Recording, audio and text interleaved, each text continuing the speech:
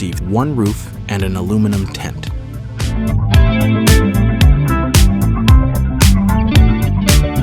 The set also includes a rubber hammer and 4 pins with ropes.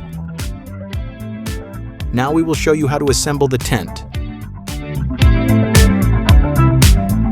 Put the roof onto the tent frame.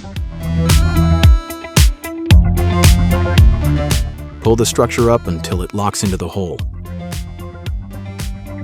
Repeat it for all 8 locking mechanisms. Keep in mind that the system includes a height adjustment mechanism with 4 levels. Attach all straps to the frame.